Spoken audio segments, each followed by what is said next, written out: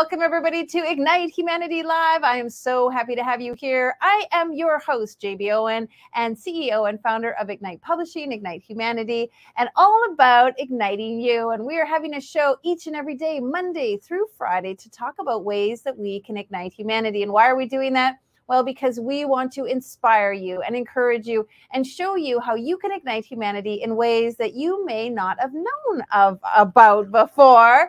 And that's why we're here, to bring you guests, information, entertainment, awakening, solutions, ideas on how you can begin to ignite humanity in your life and make an impact on others.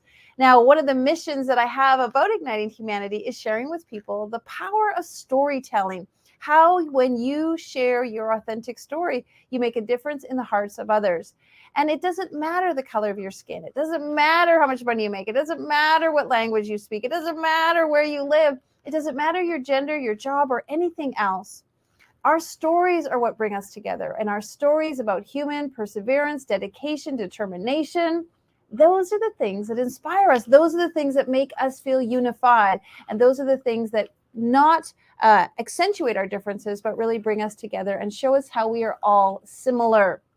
When we share our authentic stories, we touch the heart of people. We relate to them in a new and unique way. And by telling those stories, we bring people closer together. And I truly believe that's what is going to ignite humanity. Now, today is Thursday, so we have a theme every Thursday, and today is all about solutions. So how can we find solutions in our lives? How can we take what's difficult and find a way to make it better? How can we do something we didn't even realize, and we decide that we're going to do it differently so that we can help others? The big precedent of this show is that you have the power to ignite your own life. And when you do that, you actually give people permission and freedom. And as we talked about on one of our other shows, you lead them into the ability to step into a life where they can make a difference in themselves. And when people feel empowered and inspired and grateful and thankful and enriched in their own lives, they actually go out and do things for others. The more money they have, the more money they spend on others. The more they learn, the more they educate others. The more they step into who they are, the more they accept people for being who they are. And those things are truly going to move the needle on humanity, and that's going to make a difference on a global scale. I want you to think global, people. I want you to think big and bright and powerful. I want you to imagine a life where we all are living in the center of what's possible for us, and we all are happy and genuinely true at heart with the way we are living our lives. It's not impossible. It's 100% possible, and it starts with each and every one of us, and it starts with you. All right, well, today we'll be giving you some solutions, and we'll be talking about principle number 2, which is ignite all people and connect everyone. And I love going all around the world. I love talking to people from different cultures and different backgrounds. And of course, our guest today is someone you're going to absolutely love. Ava Manuel is a strategic partner and freelance producer and senior editor at the Los Angeles Tribune and the CEO of From Show to Business, Inc. She's teaching professionals how to create their own events and stages to monetize their expertise. And we're so happy to have her on the show. Welcome, my darling. Welcome to Ignite Humanity Live. Oh my gosh, JB, thank you so much. It's such an honor to be in Ignite Humanity. Oh my God, and be with you. Well, we love having you, and thank you, because birds of a feather flock together. One of the things we've talked about on many of our shows, surround yourself with people that ignite you and inspire you. And you and I haven't known each other long, but I just want to give you some kudos. You really inspire me. Great attitude, such enthusiasm, such a positive attitude. How did you get that way? How did you become so positive and so enthusiastic? Oh my gosh, JB, I grew up in the Philippines, and it was a hard life. Somehow my parents actually grew from poverty, and my mom was committed to kind of teaching me how to desire myself out of poverty by really reinforcing how life was very, very difficult. And so from a very young childhood, I have learned to find joy even in the midst of hardships, in the midst of violence, in the midst of abuse. But one of the things that really, I think, set me up, talking about I'm going to be ahead, a little bit ahead in, like, I raised my hand and say, I'd like to write on Ignite Your Faith. I'm like, because I feel like faith has been a really center of my life. And like talking about how do I have that attitude, I think it has a lot to do with faith, and gratitudes. Gratitudes and faith has a lot to do with it. So I, thank you. s- I so agree with you. And for folks, if you don't know, Ignite is all about telling stories. And we've been so blessed to tell over 700 stories of different individuals around the globe from 47 different countries. We have shared stories of people's Ignite moments. And our next upcoming book is Ignite Your Faith. And Eva is part of the authors who are in that book talking about faith. And so let's just mention it. Faith was a big part of you moving through some of the difficult times into what you're doing today. Yes, absolutely. I find myself really grateful and fortunate that I had a moment in my childhood in the midst of difficulty, in the midst of, like really not having a guide, being raised by a mom who was violent and abusive, and being with a brother who was the same, an older brother who was the same. I lived 3 houses down from a home that had like Bible studies. Like, they were having kids clapping, and they taught how to pray. And I learned that from like when I was 8 years old. And that became kind of like the guiding force in my life, that in the midst of everything, I would have not been where I am right now, nor have I been able to accomplish the things that I did through life. Because if you could imagine third world country, really in the poverty, to where I am right now, I'm like, how? What was the gap between that? How did that go from one? And right now, like I look at Facebook and I still look at my classmates from the Philippines, and still being in homes where they still live with houses with the ground being soil. And I feel so blessed and fortunate that I am here where I am right now. And a lot of that has to do with faith, and really also having very, very generous parents who were willing to give it all to bring me here. That's beautiful that you share that. I too had a neighbor down the street that I would go to Sunday school with their daughter, and I didn't go with my own family. I would go with their family, and I really do believe at that young age I was very influenced as to believe in something more than just ourselves. I think that is the key to having faith, is that it is truly about a knowingness that there is something possible, a knowingness that we're capable of doing something more, and that we're supported and that we're encouraged. And I feel from your story, and tell us even a little bit more about how that helped you get to where you are now. So, in a lot of the hard moments, I always cried to God, and I always talked to God. I'm never alone. I'm never alone through all the hardship, through all the pains, through all of the trials. I'm always with Him, like having a best friend, but it's always with you. You don't have to like pick up the phone. And that brought me strength. That brought me sanity. And courage. Knowing that someone has my back, and I have a lot of you know admiration for how you define faith, and it's like believing in something, and it could be different for different people. However, knowing that someone has your back has allowed me to like really take courageous decisions where no where people would say you wouldn't qualify, you couldn't go there, like you're not good enough, there you don't have what it takes, or you don't have the qualifications, the criteria, and I do it anyway, because I know someone's got my back. I know God's got my back. And it's amazing the things that I've seen, the doors that have opened up that normally I wouldn't qualify for, because of the courage and the faith to step forward and believe that someone's got my back and someone wants it for me.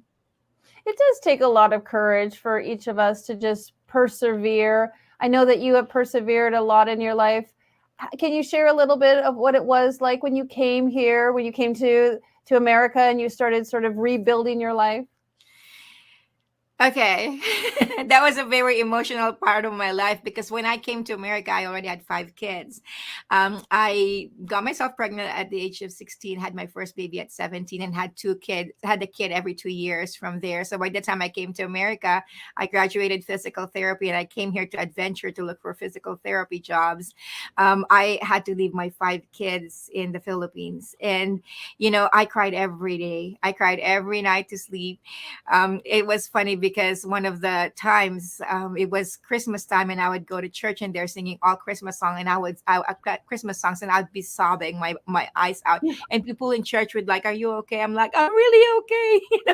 It's just that it's Christmas and we're singing Christmas songs. So that was a very, very difficult time of my life because it's kind of like that decision. For the longest time, I didn't want to come. So my mom, the reason I became a physical therapist is because my mom wanted me to be a physical therapist because it's in demand in America.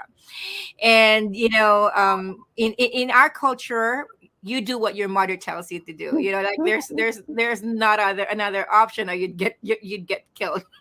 So when my mom said, that's what she wanted for me, I did, but I didn't want to come to America because that means I'd be leaving my kids, right? Mm, And so it was so difficult because it was a choice I had to make. I saw my kids growing up.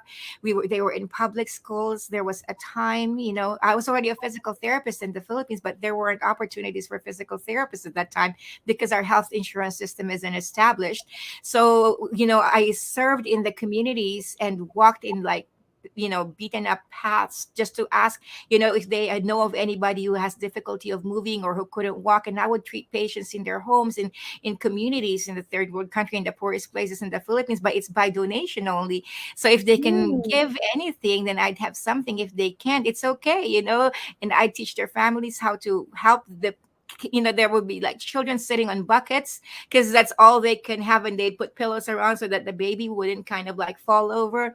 um and so we were so poor. I would have like one egg, and we would like spread it so thin on a pan, and my five kids would like divide that among them with soy sauce mm. and rice. And so I finally made a decision. I'm like, you know what, I can only pull this for so long, but I could see the life of my kids.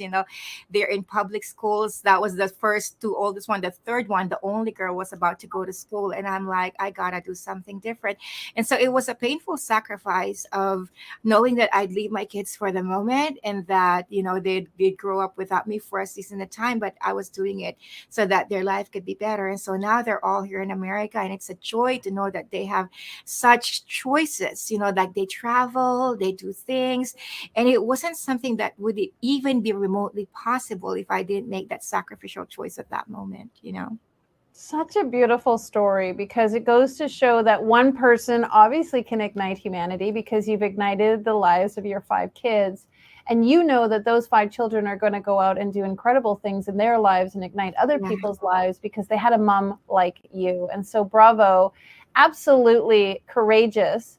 Our next book actually coming out is Ignite Courage. So we'll just have to like check your name off for that because it did take a lot of courage.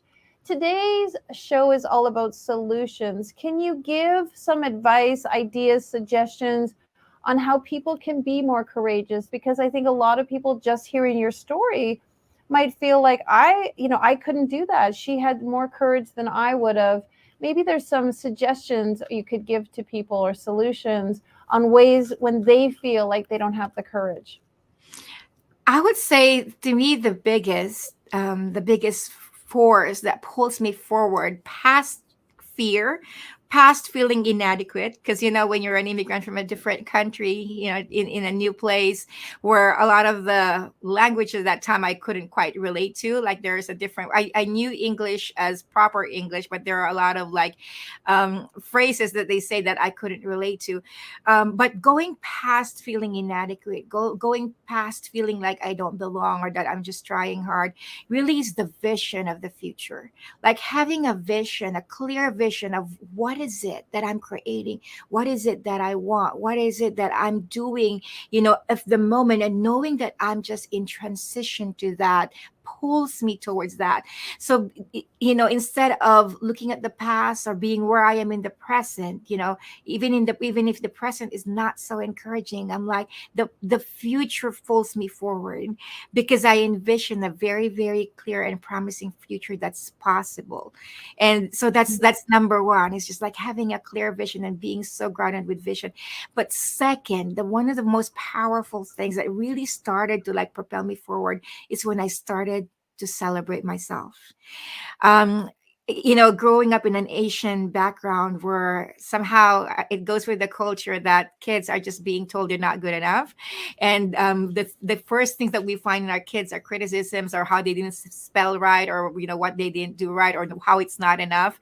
I had to learn to celebrate myself because my inner critic is so loud that the first thing I always see myself is whatever I didn't complete, whatever I didn't get to do enough, or whatever I didn't do well enough. Like, that's the first place I gravitate to. So, like, making that shift and celebrating myself in, like, even the littlest things. One day I realized, I was so disappointed, one evening, that I didn't complete the things that I wanted to do. But then there were a lot of things that got done, and I'm like, Exactly. and I'm like realizing, so, what about the others that got done? And so, Yeah, take stock of what you did accomplish.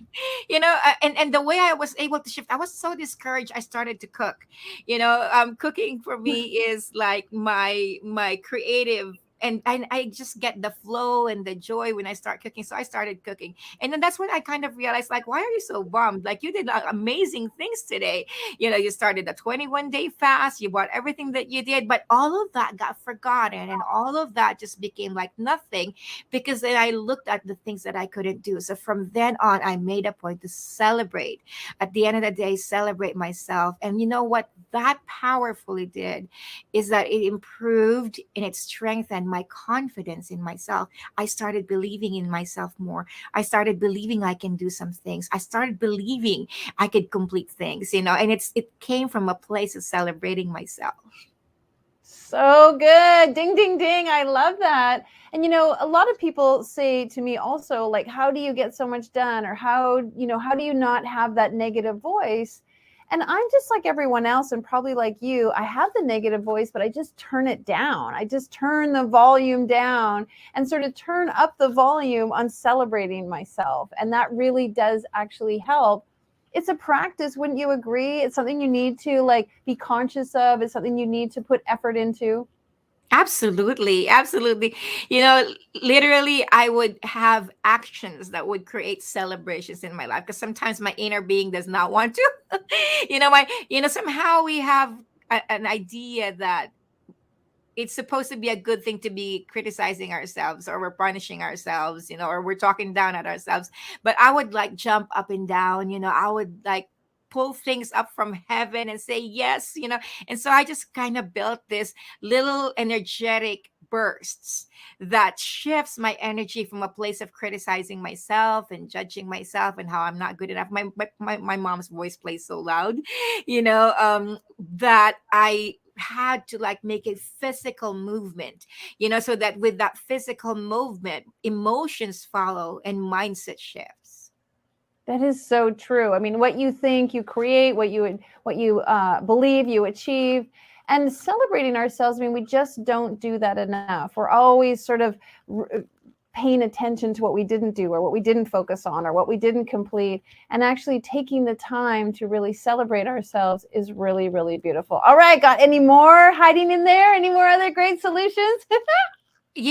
Trust. One of the things that I really, really struggled with myself, especially looking at right now, I've developed myself to a place where I'm a transformational leadership coach. And talking about transformational leadership, my biggest challenge was trusting myself, like, to even be in front of someone and to coach them, and trust yourself that you're going in the right direction, you're asking the right questions. And a lot of times when I was still training, I would defer to a senior coach and I wouldn't say anything, because I felt like what I was saying is probably not in the right direction, or that I'm not saying enough. And so all of that, I realized, was a habit.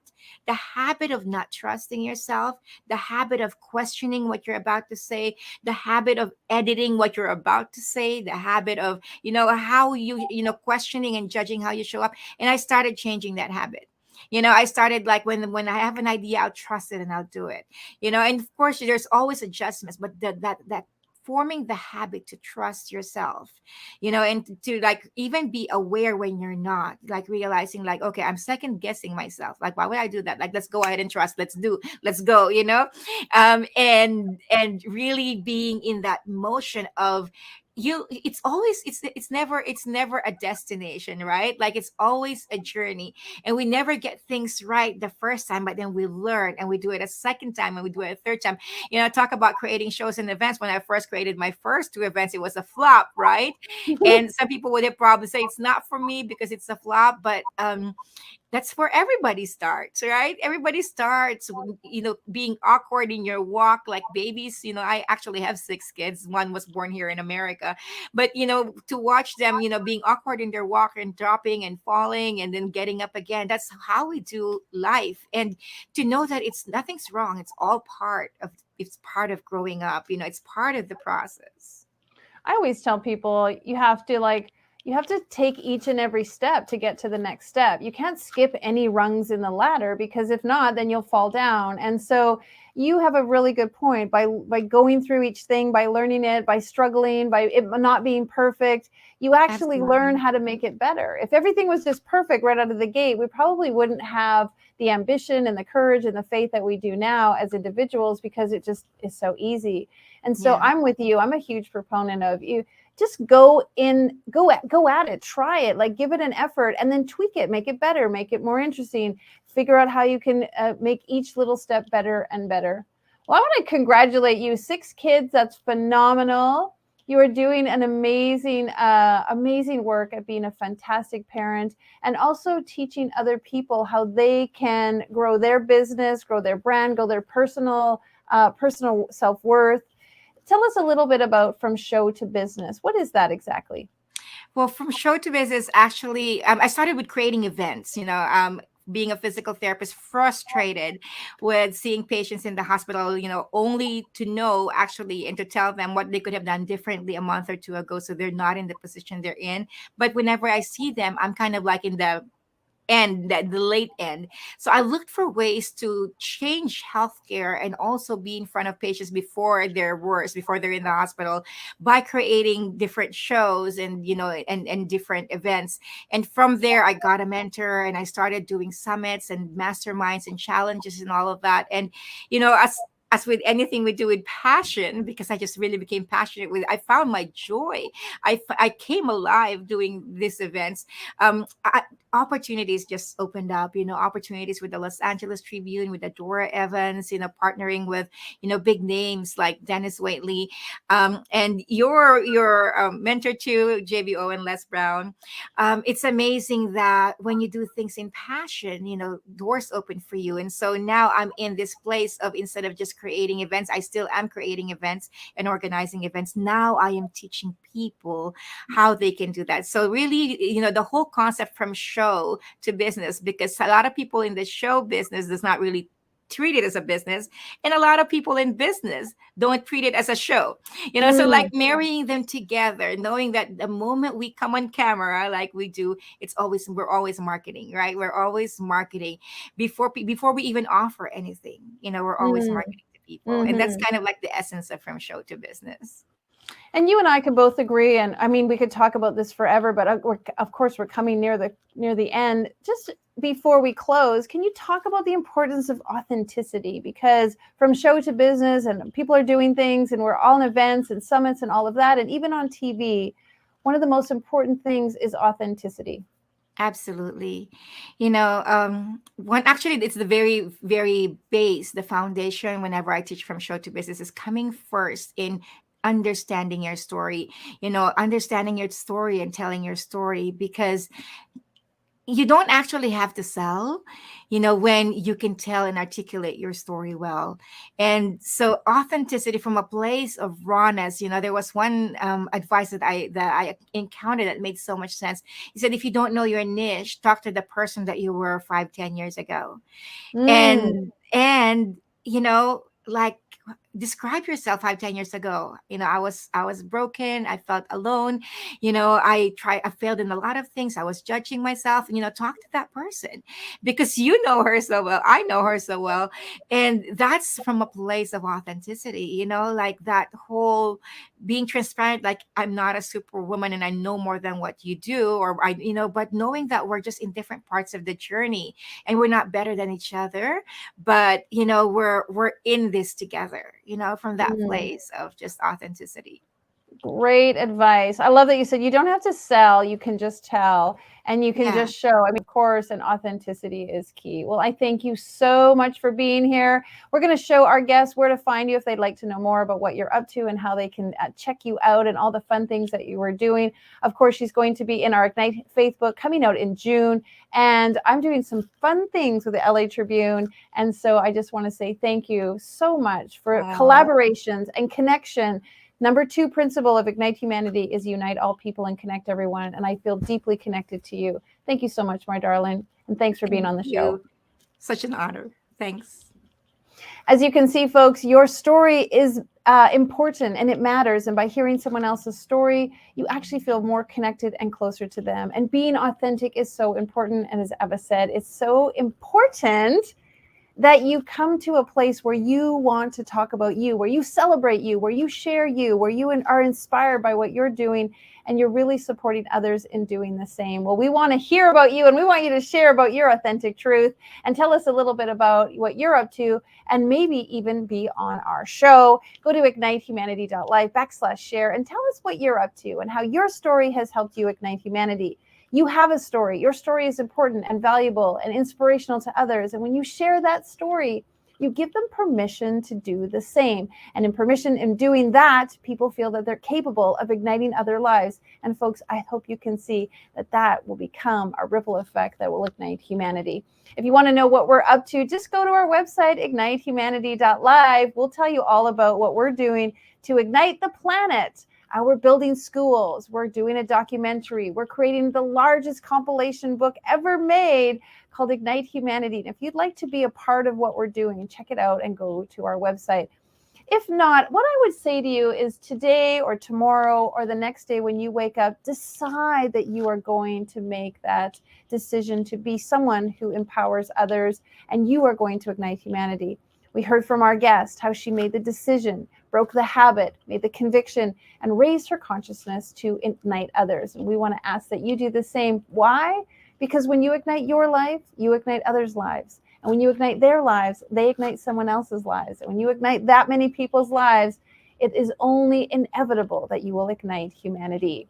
One of the ways that we like to do that is through building our schools. We are committed to building schools in impoverished nations, and you can help us do so by going to our charity, ignitehumanity.life/donate, and give a little bit of your funds to build bricks and build schools, to pay for bricks to build schools in many different countries, Indonesia, Cambodia, Pakistan. We're even trying to build a school in India.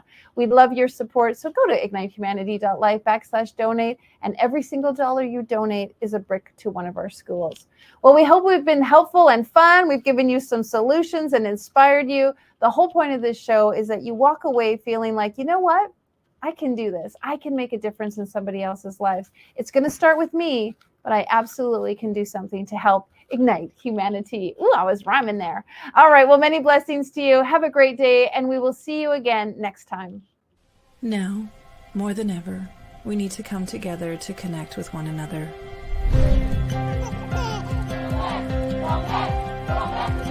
We need to feel the truth in who we are and let go of everything that's happened in the past. We need to empower every person on the planet and awaken hearts, enliven souls, come together, laugh, play, rejoice, connect, create, and love.